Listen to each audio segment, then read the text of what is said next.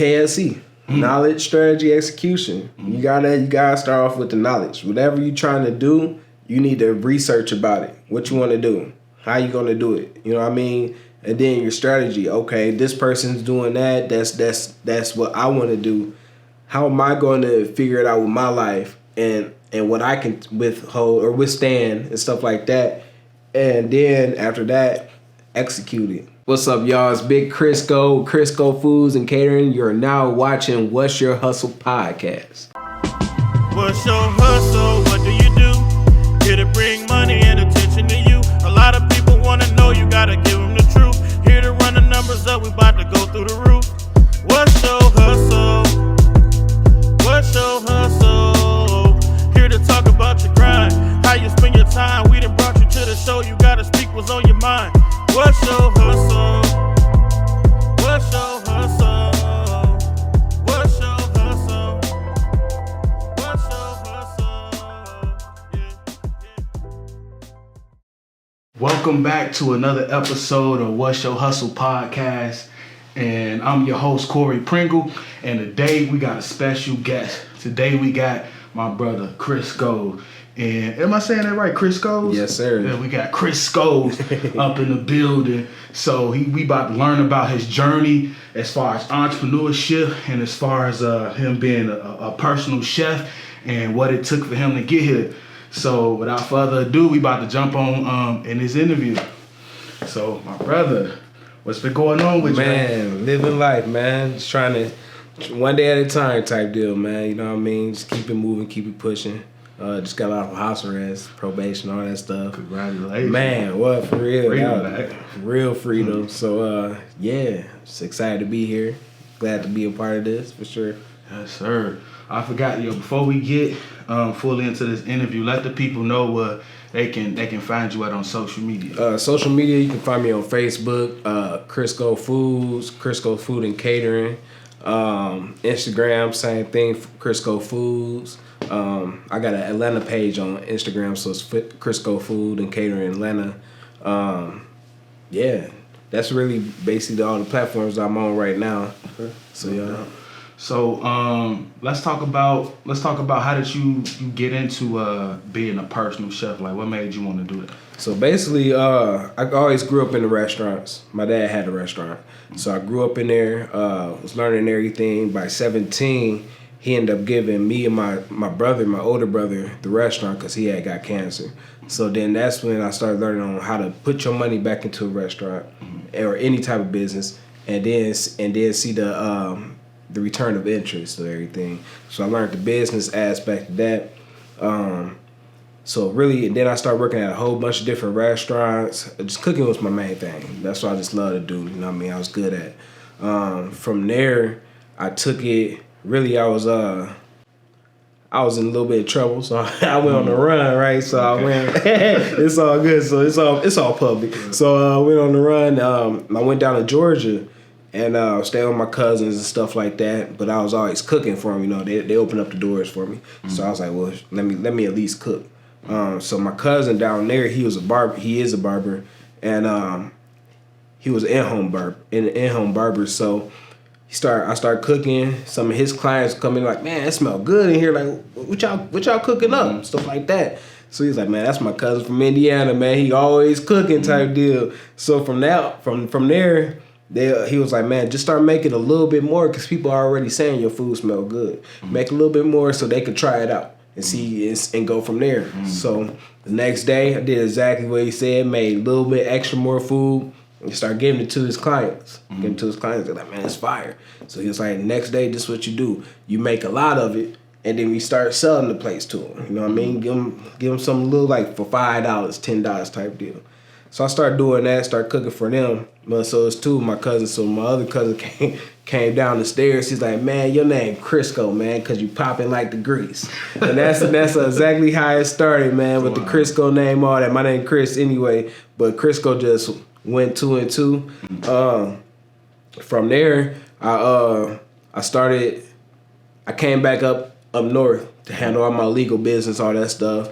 And this is exactly when the pandemic happened. I think it was 2 years ago. Yeah, 2 years ago.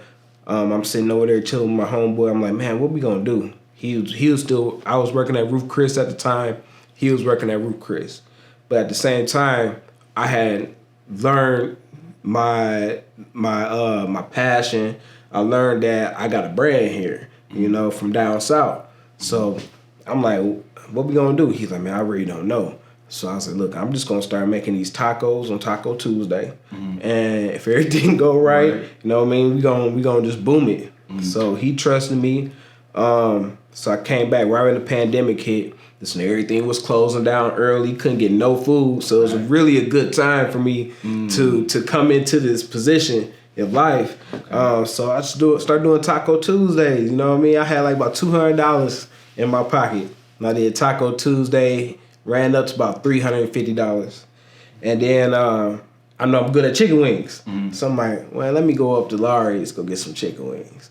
So I started doing chicken wings, and then that's when everything just started coming. Yeah.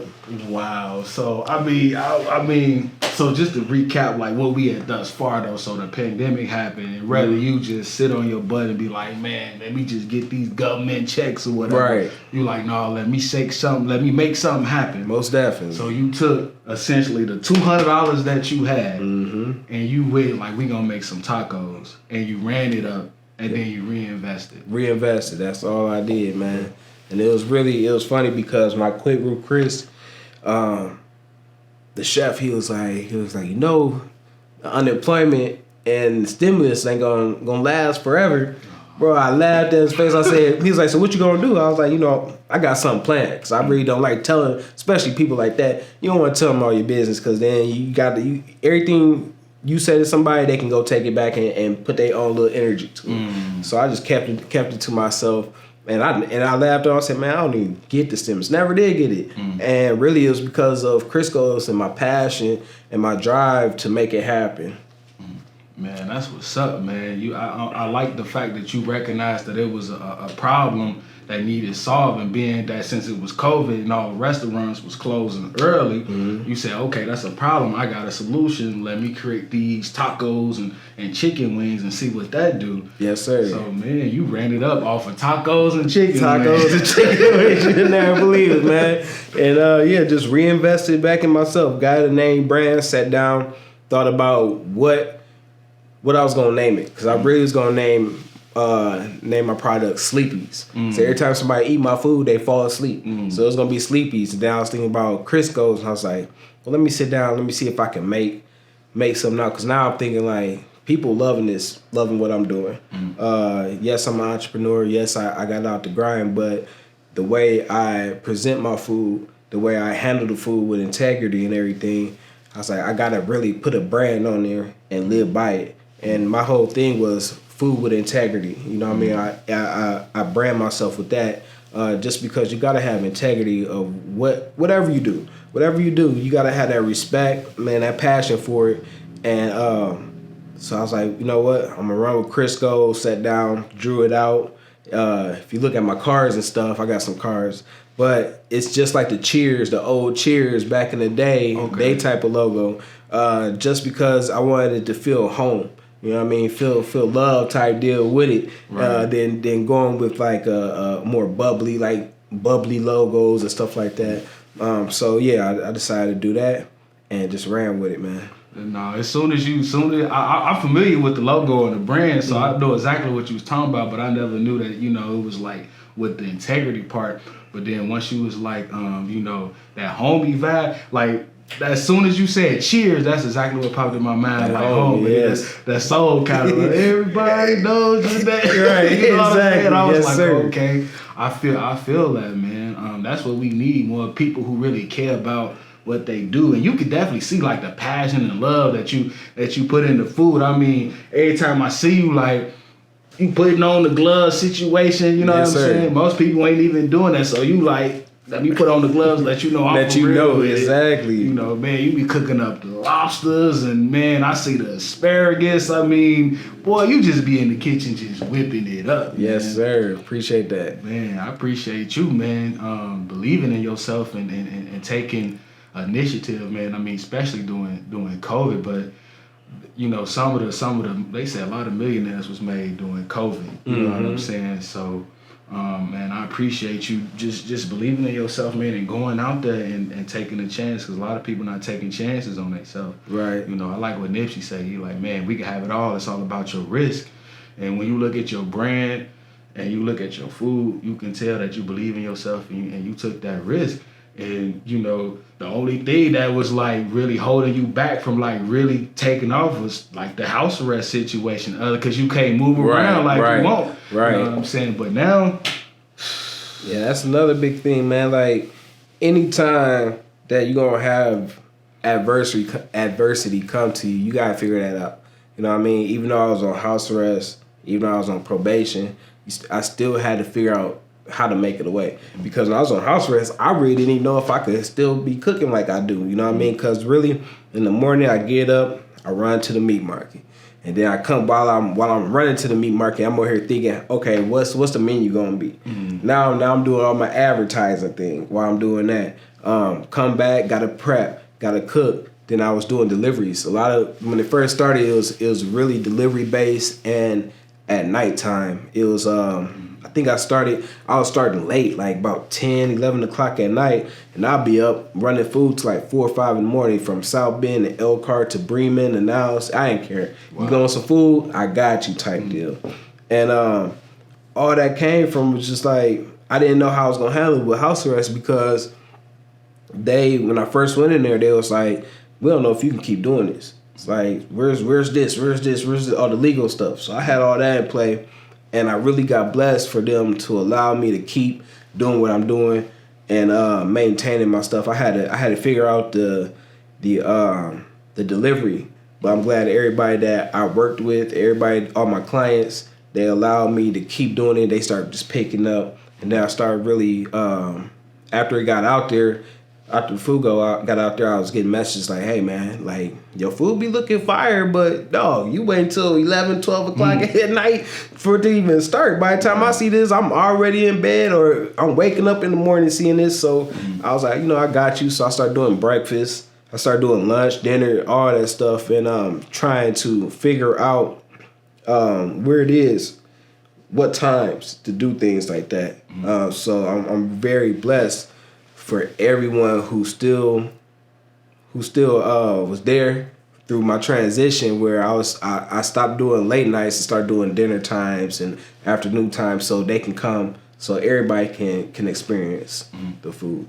Nah, that's what's up. Yeah, I mean, but I felt like that was like your niche or whatever. Like you catering to like that late night crew. Yeah, the late night crowd was the niche. Is the niche, That's where it's at, because you can't get nothing no more at nighttime. Right. Everything closing at 10 o'clock. Even the fast food spots closing at 10 o'clock. So what you gonna do from 10 to 5 in the morning? Right. Ain't no quality, ain't nothing, none of that. So you took advantage of the market. So that's what's up. Most people probably was like, man, they felt kind of left out, but at the same time, it's like, you kind of like not my client base. Like, you not what I was initially going for. Yes, sir. But still, in all though, you was like, okay, y'all want it. Let me find a way to provide that need. I don't want to leave y'all out neither. You know what I'm saying? But it wasn't about. But see, you say it's integrity, so it's not about the money. It's making sure people got their food hot and that it's good quality. Right? Most definitely. Yeah,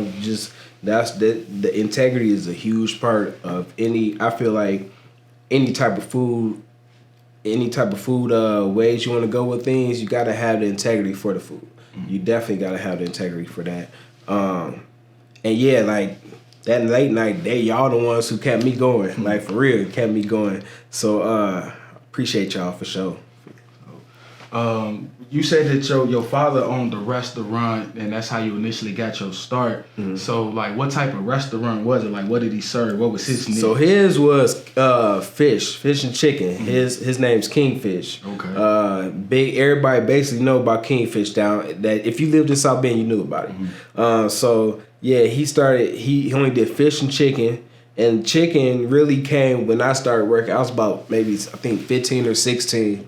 And I was always there. And I was like, man, Dad, can I do some of this chicken? Like, can I do something different to make it pop type deal? Because a lot of people was coming in there, they'll just get fish. You know what I mean? That's all it was, fish. He used to do rib tips sometimes, but the chicken wasn't there. So I sat down. He gave me the okay.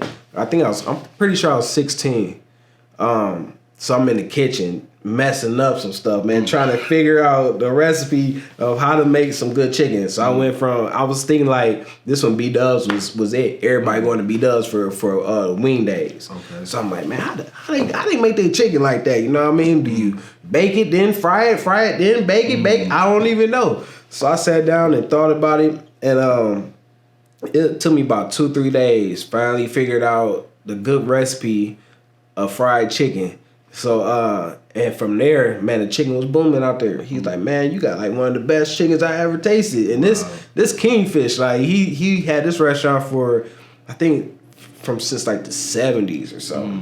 He gave it up in around 2005, 2004. So, you know what I mean? Everybody knew about Kingfish. Everybody knew the reputation that he had. So when I was able to produce something, and for him to get the okay, and then the customers say, man, this is some fire chicken, that's when I knew I had something going.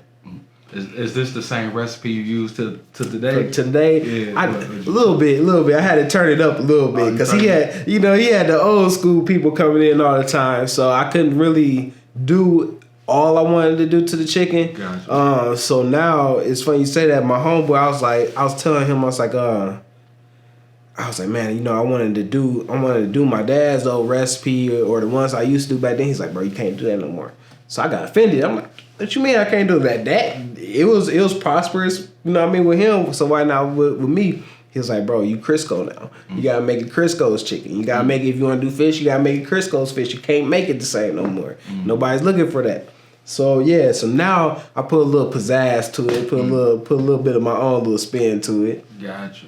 So when you was in the restaurant, and since they was always used to buying the fish, and then now you got the chicken popping, how did you get them to like buy? Did you do like the free sample joint, or you just told them about it? Like really, it was just word of mouth. No, my dad, even with me, I could get the commercials and stuff like that, but it's word of mouth. My dad never did any type of promotions besides word of mouth. You know, so people was coming in, they was getting the chicken, and I know it is that it boomed because people was saying, hey, Kingfish got some good ass chicken too. You know, so that's how I ran off with that. You know, and I was pretty proud of it. I didn't know how much it was bringing in till the cases that we was getting, and I was recognizing, okay, we went from 1 case to 2 cases to 5 cases in a week. Like, we booming it. You know what I mean? Just keep it going. Wow, so you in that fry, so did you like share the recipe with everybody? No, nobody knows. Nobody knows the recipe. So you wasn't in there, it wasn't happening, no. That's why he started getting more cases. He like, this boy don't be working every day, let me get more cases. Chris, get in there and marinate the chicken. That's all he wanted me to do with the chicken, just marinate it so it can be ready for that week. That's what's up. So did you feel like since y'all had the family business, that like help keep you out of trouble in those early years? Most definitely. I was always there. I was there just because the passion was there, and I was able to spend time with my dad too. You know, because he was around in my life, but he was always working. You know what I mean? And so with that, it kept me out of trouble. It took me until I was older, because I stayed in there for a long time. And I was just so used to working, but I never went to the the 4-H fairs or the ethnic festivals, stuff like that. I mean, it has ups and downs, you know what I mean, with at that age, 16, 17. But at the same time, it kept me out of trouble, it kept my mindset. It got me prepared for the things that I'm doing now. I see that, like now, even though I'm free, I still don't really like to kick it like that or go out like that. I'd rather be sitting home thinking about how I'm about to make something manifest. And especially with this business, how to keep that integrity, keep it clean, keep it, you know what I mean, people eye appealing type deal. So yeah. No, I feel you. My father, he poured into me. He was he grew up in like that Jim Crow era, so he was like, look, son, you always gotta have, you know, it's like gotta have a job, but you also gotta have that hustle too. Right. So he taught me like, yo, we gotta go out here and like sell bottles of water And you know, when we would make good money, but see what I know about them though, that was a whole marketing tactic, like, because who wouldn't buy something from a child, right? Like you see these young boys on the corner, like I got these bottles of water, and so man, but I ain't really think about that, but that was part of his tactic though. And he was like, man, son, we need to like get their attention. And he was like, so we gonna get these shirts that say "Show Your Love." He was like, we gonna get them in red, and then we gonna get them in white writing. And I was like, at the time, I was like, man, that don't make no sense to me. And then he was like, now we got to get these signs. And so he got them, like, I don't even know, like, some type of time. They were just some type of signs that was, like, about as long as a pole. And we'll put those boys up and wrap them around the pole. And, yo, say, like, orange is 10 for, in a bag, 10 for $1. And then we also have bottles of water for $1. And that stuff was just popping. You know, but he was smart, man. But him telling me all that just instilled in me that entrepreneurship. You know what I mean? Most definitely. The same way that, you know, your father did with you. It's like when you got older, you had something to run to, like pick up, instead of like, yo, let me go get a job. Even though you did that for a while, but you quick that was like, let me do my own thing. Right. You know, so man, I appreciate that, man. Yeah, most definitely. That entrepreneurship goes a long way, especially for black folks. Cause we get programmed to be somebody else's pawn, basically, or to work for them and stuff like that. But we got so much power in our brains, man, that if we actually there's a saying, I used to watch Ty Lopez. I know people be talking about him, but at the time, he was talking some good stuff, man. And one thing that stuck with me till this day, it's been probably about 6-7 years since I even watched him. But it was called KSE, the acronyms, and man, knowledge, strategy, execution. He was like, you can have the knowledge, you can have a strategy, but it's nothing till you execute it. And I think that's what a lot of entrepreneurs or black people, if we know the knowledge, we know what we want to do, we know how we can do it. And if you sit down and you strategize it, figure it out how you want to play it. But the biggest thing is just executing it, then procrastinating, because what I'm doing, anybody could have done. You know, or probably not as good as me, but they could have did it. But it's all about the execution, not procrastinating. Because my thoughts and me saying, hey, Pringle, man, I'm thinking about cooking these Taco Tuesday. What you think about it? You're like, man, that sounds good. And now I wait 2-3 weeks. What's gonna happen? Somebody else is gonna pick that up, and then and now I'm gonna be feeling some type of way. Like, man, I just told Pringle about this. But it's all about the collective consciousness. You know, once you say something or what you want to do, once you say that out loud, it's always out there in the open. Somebody else is gonna pick up, and that's been there. That's there for life. You know what I mean? So with us, as long as you execute it, man, it's just anything can happen. That's dope, man. That you like you come up with an idea. You can really tell that you really plot and plan in a good way, you know, and strategize with your brand, because the branding is on point. And compared to other people that do the same thing that you do, the branding just ain't there. You know what I mean? And a lot of times it's like we try to save money, or like it's not that important, but it actually is important. The name is important. The color scheme is important. The logo is important. The slogan is important. Like all that's a part of like branding. Like even what you charge is like a part of your branding as well too. It's like, well, how can Chrisco have good integrity with his food, but then he only charging $2.50 for a plate? Like, I don't know, you know what I'm saying? Right. So all of that stuff count, but you can tell that you really sit there and plan it. Like, you know what, this time I'm gonna do that. You could just like, I don't know, maybe everyday people might maybe can't, but since this is what you know, hey, I'm like, yo, bro, he on point. That's why I've been since I came across you. Always been a deal. Like, bro, we gotta do something. We gotta work. We gotta yes, sir. So, yes, sir. Man. So yeah, with the branding and everything, man, you gotta plot it. You gotta know how much you worth. You know what I mean? That's the biggest thing, is how much you worth. You can work at a factory. You could be bringing in $1,500 a week. But then look how much you working for that $1,500. Right. Now the manufacturer, the plant manager, they know, like them RVs going for $350,000. you making $1,500, making them over $200,000 easily. You know what I mean? After they dish out your money and all that other stuff, but it's always about knowing your worth, and that was one thing I had to work on. Well, really, I didn't have to work on. I knew my worth at the beginning, but I needed to bring in my audience and stuff like that. So when I was doing late nights, I was doing the $2 tacos, and then I started recognizing, I'm like, hold on, man.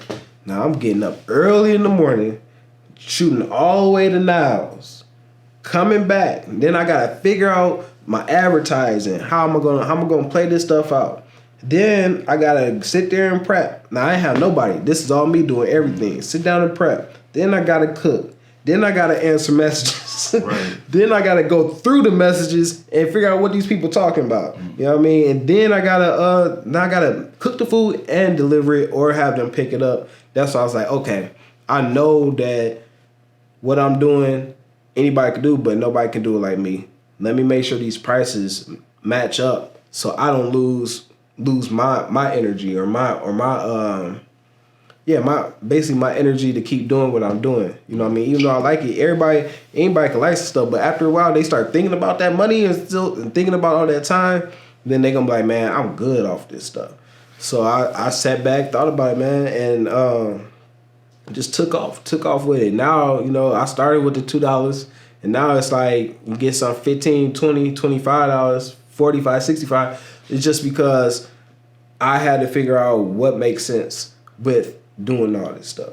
And it's not like I'm trying to get rich or nothing like that, but I do hold myself to a standard where you guys not going to catch me at Myers, Martin's, Walmart grabbing this stuff. No, I'm going to the meat market. Yeah, I got accounts all around, just like all these other restaurants got accounts for different produce and meats and stuff like that. And yeah. It just, man, Big Chrisco, man. Big Chrisco. I had to put the big on there after a while. Like, hold on, man. This is why I'm doing this big, man. And it's just not for me. It's for my son, too. You know, my son, he been around in the kitchen since he was 2 years old. I started off on Facebook. I was always cooking. Everybody know me from cooking. But when I started, I was like, let me make something where it could be more educational. It's just not me making food like, you know, and posting food like I am about to eat good. So I made this page called Men in the Kitchen, and it was me and my son. He was 2 years old. We be making breakfast foods because he was good with stirring. So I had him doing that, and then I was trying to get a base of men like y'all can upload your stuff on this page. If you cooking and you a man in the kitchen, post that on there so they can see, so women can see that we just not always the ones that's working in these factories doing this, doing that. Yeah, we know how to cook too. Right. So did that, and then I had another page called Generations. Generations was basically with me and my son. You know, it's just my generation doing my thing, and then it's his generation showing them that get your kid in there. You know what I mean? Help him out. So which is pretty cool because he's still in the kitchen with me now. You know what I mean? I kick him out real quick, but he's good. First thing I told him was the sanitation stuff. You know what I mean? Hey, wash your hands. Hey, put a hat on. Do this, do that, do this. So yeah, he's still in the kitchen with me, but yeah, for sure. Man, that's what's up. I mean, I caught him in a couple of TikToks and a few of your videos in the kitchen. So, man, that's dope that you showing them, you know, at an early age, like, yo, this is how it's done. You know? For sure. You plan on like starting like a little juniors Chrisco's, you know, program or something where you teach your kids? Yeah. So I've been thinking about it. I've been working on him to figure out some stuff because I wanted to start with him with like drinks. Start off with drinks because he got a good mind on how to mix in flavors, which is crazy. I didn't even teach him that. I don't know what he done been watching or whatever. But I'm just gonna start them off with drinks, and I wanted to do something with kids. A lot of things been in the mix. I wanted to do this Taste of South Bend. I never finished it, but that's just getting everybody together instead of always thinking somebody trying to take your idea or somebody stepping on somebody else's toes. Let's all get together and show off our creativity and stuff like that. Bring the kids in, start a program with them. just to get them out the video games, all that other stuff. But yeah, I've been thinking about it. That's what's up, man. You thinking into the future and pouring into the other youth within the community, bringing people together. Man, that's essentially what it's all about. That is. Sure, you embodied what an entrepreneur is. Like, you find a problem, you go out there and you solve it. You know what I'm saying? You add value to people. You know what I'm saying? And then you go into the community and you serve them and try to make it better and then pour into the youth. I mean... Yeah, that's what it's all about, man. You know, it takes a village. It takes a village to raise any of us, to be real. You know, so that's what I grew up on, and that's what I really believe. You know what I mean? It really starts with yourself, but sometimes it starts with the village believing in yourself. Like, I wouldn't be here if the people didn't believe in me. You know, I could make the food look good, but until that food tastes good, it ain't nothing. You know what I mean? Until I can advertise it or get it out there or push it, ain't nothing gonna happen. And it all, you know how South Bend is. You know what I mean? Like, you gotta know somebody, because they ain't gonna really mess with you like that. Or you got one time. You got one time to mess up, then it's over with. But yeah, it's always about the village of you just gotta have that belief, that faith, and go with it. So, what's some of the things like that you had to do in order to prepare you like for where you at like right now? Like yeah, what's some of the steps that you feel like was necessary to get here? Man, to be real, man, just man, the legal stuff, bro. You know, I wouldn't even be here if I never got caught down in Georgia. I was driving, got caught, and they had a warrant up here and brought me back. Those steps made me mature more than I could have done. I know it sounds crazy, but with myself, you know what I mean? Because I always like, man, I know I can cook, but I was just so used to being programmed to, let me just go get a job. Don't, you know what I mean? Don't take my dreams seriously, you know what I mean? And really, with that, just having me sit down, letting me think, letting me figure things out, that's where it was. In the pandemic, man, like, that just tore it up. That tore it up because I couldn't find no jobs, couldn't do nothing, and I know I'm a hustler. You know what I mean? I was born to hustle, you know. So I let me figure out something that ain't gonna leave me back in jail, so I can do it. And that's what it was. It was just preparing, man. I would sit there, and you know, with the tacos, start with the tacos, man. Some days I didn't think I could do it. You know what I mean? I'm calling my cousin down the joint, like, bro, man, I don't know. He like, bro, so quit crying, man. Pick your head up, dog. Like, you ain't about to skip back out of town, so you better figure it out. You know what I mean? So he really helped me out. And a lot of people that was around me that knew I had something, that I had my gift and I'm trying to pursue it, they helped me out. Like, dog, ain't no going back, man. I don't know what you talking about over this phone, but get back in that kitchen and do what you do, man. That's your stress reliever. That's how you make it.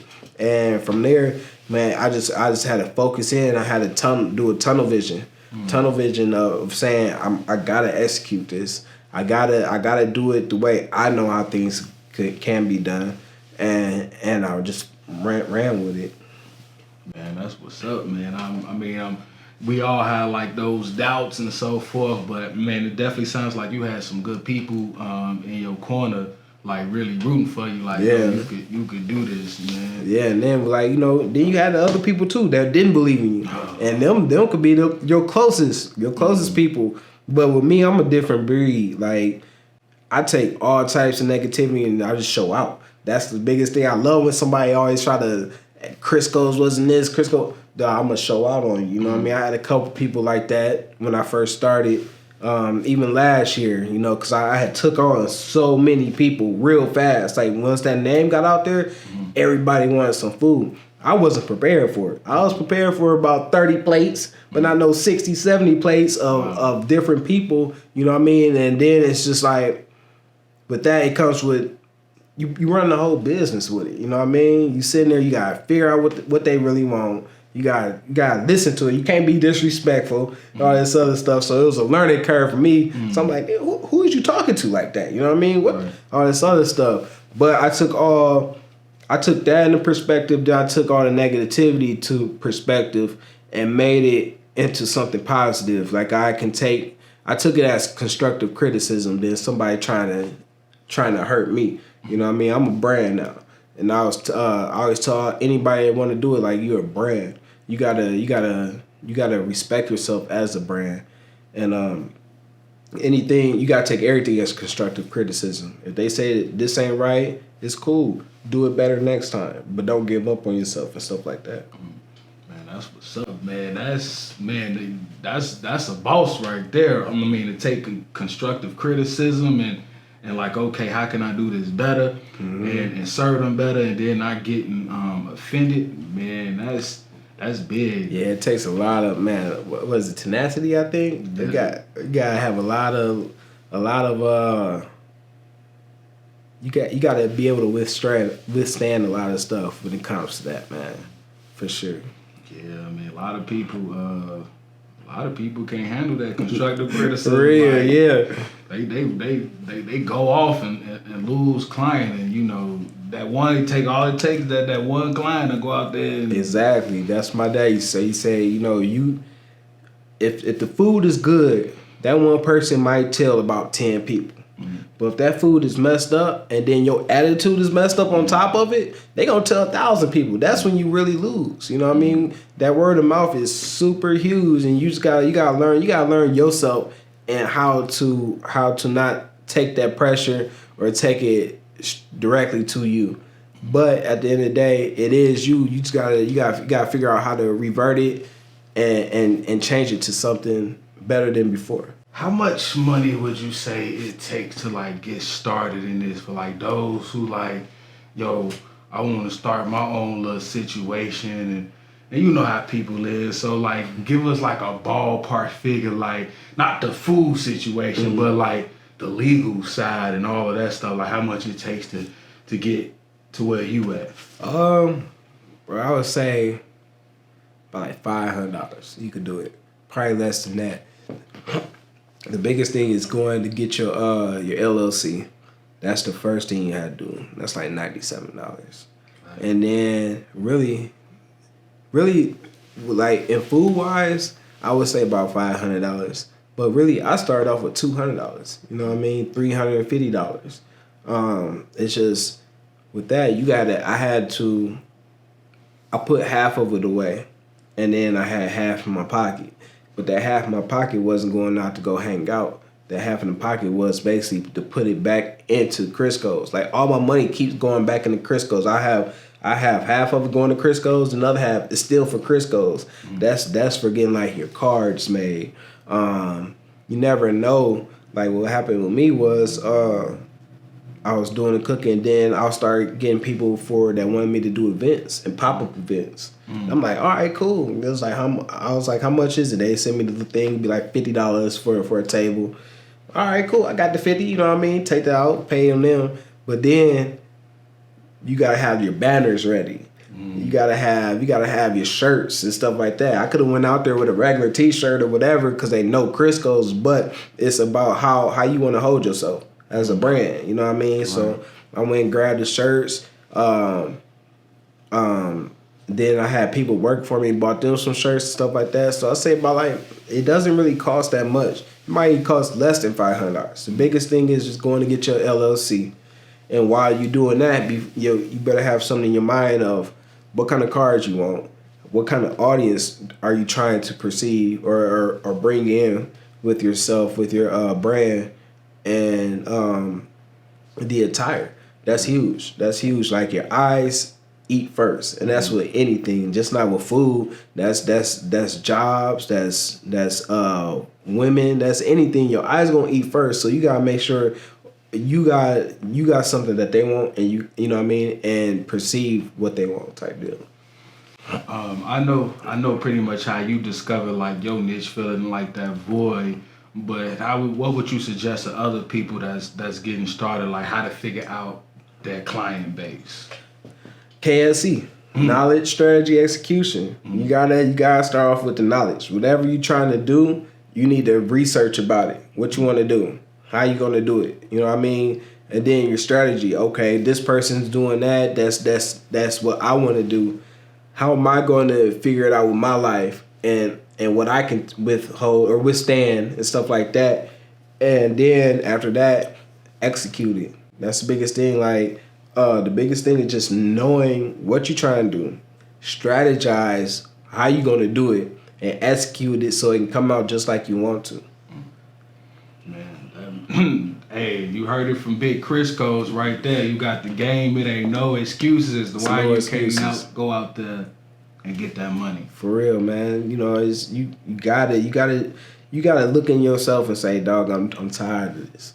Or I know I can do this. Or he doing it, why can't I do it? That's not even a bad thing. You know what I mean? We all supposed to be uplifted. I don't want to sit in the room where I'm the only person making it. You know what I mean? Now I have, and I try to help other people, but you want to have, even in that room, if you're the only person, you want to have a couple other people, individuals like, bro, I got the knowledge. Bro, I got the strategy. How you execute it. I don't want to be like, hey, you know what you want to do? No, I don't even know. Now it's like, you know, I'm babysitting. But I just want to be around people that has done it or have the motivation to get somewhere. Because that's exactly what I had. I just had the motivation, and I just jumped off the cliff and jumped off the porch with it. You just jumped off the porch with had the motivation, man, for real, the passion. Yes, sir. That's all you need, though. It seems like tenacity plus passion equals Big Chrisco. Hey, you know what I mean? The integrity. You gotta have that integrity. Yes, sir. Yes, sir. So now you off house arrest. So what's the next move for Chrisco? So I'm going back to Atlanta. I'm going back to the A. Gotta go back to the A, man. And that's just because that's where I started, and that's where I wanna grow. You know, I grew here. I tried to get a couple of restaurants here. I had one in the mall, a couple downtown, and it just never went through. I didn't know why. You know what I mean? I had the funds, I had everything, but it was always something that stopped it. And with that, I was like, you know, that's cool. You know, it didn't bother me, but I knew in my heart, before I even started Chrisco's, is that I wanted to be stationed down in Georgia and Atlanta, just because it's more possibilities out there. It's more growth out there. I'll never forget South Bend, nothing like that. But that's where I had started Chrisco's. I built a client base out there, and I want to go back. It's just because you got so many different chefs down there, and they making it. You know what I mean? One of my homeboys, Chef Josh Taylor, we did an event in the Smoky Mountains, but before then, I think it was for a surprise. What's it called? Somebody's about to get married. A proposal, surprise proposal. So I went down there, but before then, he did Thanksgiving for Dwight Howard, and this dude younger than me. But he the one who be putting me on game on certain stuff, and I put him on game for certain stuff. But the chefs down there, they don't be looking at it as hate. Everybody could be doing the same thing, but they're all uplifting each other. You know what I mean? They all tell each other, hey, you should try this bun instead of this bun, or try this seasoning instead of this seasoning, or add this, add that. And it's never like on no hate stuff. You know what I mean? It's more of a love thing for multiple entrepreneurs that's black. That's the biggest thing. You know what I mean? It's the black part of it as well. That black love is so strong down there. And so I'm gonna go down there and get it popping again. And my whole thing is going from Georgia, gonna get a building down there, then bring it back up here and get a restaurant. And then from there, it's Indianapolis. I want to do one in Colorado, one in California. And in Michigan, I want to do an infusion line with cannabis for that, and have infusion foods for that. So yeah. Like that could pop off in Atlanta too, though. Man, Atlanta too, yeah. There's a lot of people doing it. I just got some good people up in Michigan that I want to deal with first. But yeah, the infusion line is where it's at. Man, that's what's up. So it sounds like you trying to like open up like a franchise. Yes, sir. That's the big franchise it out, man. I want to get this to the moon. By the time I get done with it, I want Chrisco's on the moon because they're already going up there anyway. So it's like, you know what I mean. I want to not just nationwide but worldwide. Like I want everybody to try my food. Everybody to experience experience what I do, because I really love what I do. And you could definitely tell you love what you do with the, what's that, the lamb chops? Yes, with the, sir. I can't eat with the, well, I Pinot Grigio, Yes, au jus gravy, yes, Hey, sir. Man, that sounds good. Fire looks good, man. I gotta hire that when I go to Atlanta. Yes, I'm telling sir. you, I'm hiring you to be my chef when I come down there I'm for down, a few days. for man. sure. Man, I know that you have some people that you rock with or whatnot that helps keep you motivated, but aside from them, like, is it like certain music that like gets you motivated, or is it like books, podcasts, or like what keeps you inspired and like keep that hunger going? Man, really, the only book that I read that really stuck with me was Think and Grow Rich. And I haven't finished it yet, but it just, those first couple of chapters really got me right about, it was about sacrifices. You know what I mean? And it was like, if you want to get somewhere, you need to first figure out where you want to go, back to the knowledge thing.